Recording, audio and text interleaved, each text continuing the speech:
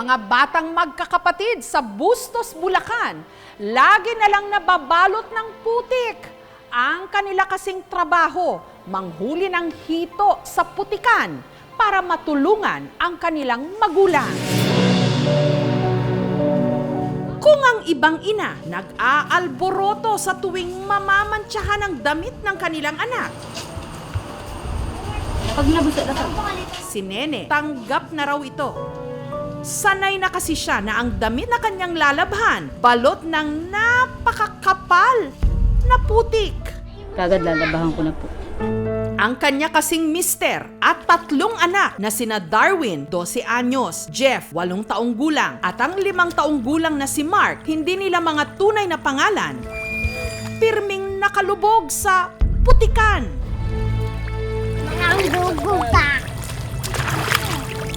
Dito kasi sila nang huhuli ng hito na hanap buhay nila sa nakalipas na 3 taon. Hindi naman po ako nandidiri. Dito na po kami lumaki. Ito ang pandidirihan namin, ay diyan kami kumuha ng pagkain. Puro paghinagpis, puro wala ko kami magawa, wala kami mauwian. Makakaahon pa ba sila sa kumunoy ng kahirapan?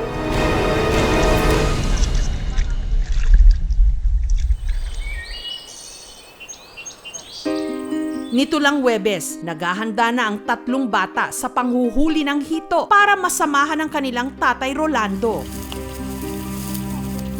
Bit-bit ang lambat na kayapak nilang tinungo ang fish pond. Ang tumatayong leader ng 3 bata, si Darwin, nakapansin-pansing hirap maglakad. Ang kanya kasing kaliwang paa, namamaga. Natapilok po ako, tsaka nalaglag po ako sa fish pond. Maliit lang naman po ito dati lumaki.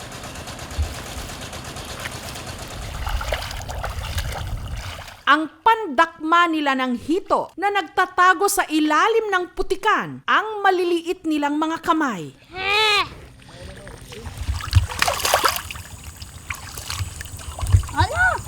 Wala po nagturo po sa amin. Mabigat Mabigat. Ano ba yung hinuhuli mo? ito. Di pa ako natatakot eh. Ito.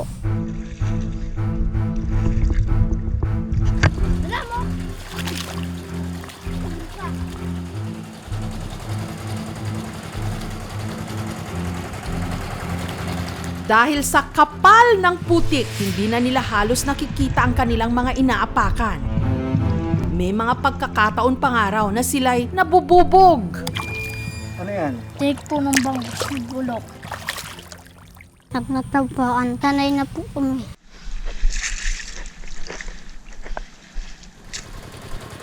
Bakit tinutuloy mo pa rin yung panghuhuli ng hito? Dahil nahihirapan po si Papa.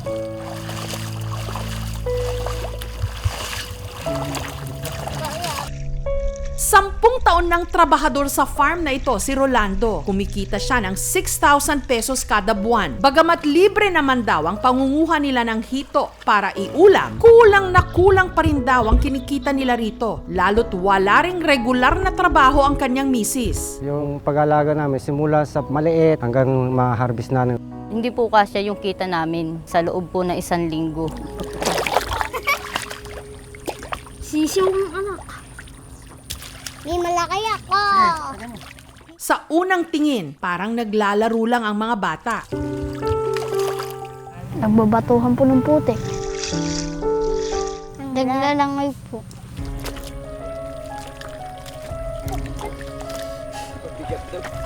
Kaya pa? Kaya po.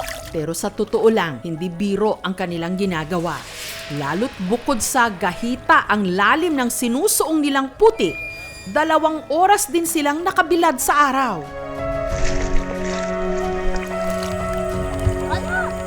Marami naman yung nahuli ninyong hito ngayon. Marami din po. Huwag na kayong huhuli ng ganyan. Dati, pinagbabawalan ko yan. Makukulit eh. Nakita ko po kasi nahihirapan po eh. Para po mabilis na sila, mapahinga na po sila. Talagang masakit sa loob ng isang magulang yung aliliit ng anak nyo. Makita nyo, naghihirap yung mga anak ninyo.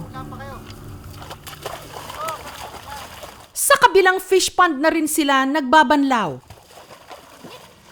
Sino mas malaki nakuha sa inyo? Itutoy mas malaki? Kaya naisipan ko ilay, baka sakali ka kung may mga taong makatulong sa kanila. Sa murang edad nila, nakakatulong na sila sa magulang nila. Dahil kapos, isinakripisyo na rin ng mga bata ang kanilang pag-aaral. Tumigil lang po, wala pong pesa po. Ina. Ako na anak.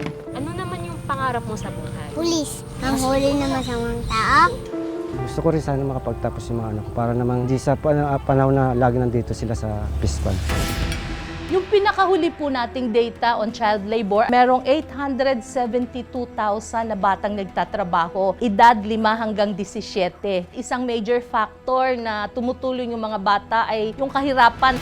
Meron tayong tinatawag na Philippine Program Against Child Labor. Ang layunin nito, magkaroon tayo ng Child Labor Free Philippines by 2025. Namimigay po tayo ng livelihood assistance doon po sa mga magulang. We understand naman po na ang child labor talaga ay multifaceted na problema. Pero we have to understand din po na ang mga kabataan ay dapat maging malaya silang mangarap kung ano ang dapat nilang abutin rather than magtrabaho. Hindi na sila nagkakaroon ng pagkakataon na maging bata. At dahil nga dapat nabibigyan sila ng pagkakataon na makapaglaro, somehow medyo nawawala na ang kanilang childhood. Dahil hindi pa napapatignan ang paa ni Darwin na namamaga, sinamahan siya ng aming team sa doktor. Medyo mababa lang din yung timbang niya. Per workup din siya bago tayo mag-start ng meds. Kailangan mo nating malaman baka kailangan niya na mag-antibiotics. Para may makapitan silang pag-asa, may nagbigay rin sa kanila ng scholarship. Sa ngalan po ng pamahalang bayan, ay pagkakalooban po ng scholar grant ng inyong anak. Ang local government unit nag-abot na rin ng grocery items at iba pang mga regalo. Binigyan din ng aming programa si Nene ng puhunan sa kanyang sari-sari store. Isa lang sila, sabi ko sila, magsikap kayo para maabot niyo yung pangarap niyo. Wala naman kami papamana sa inyo. Umaasa si Nene na hindi lang mantsa ang mabubura niya. Pati na rin ang hindi nila matanggal-tanggal na putik ng kahirapan. Gusto ko bumong tigil. Para makararo. Love, kuya.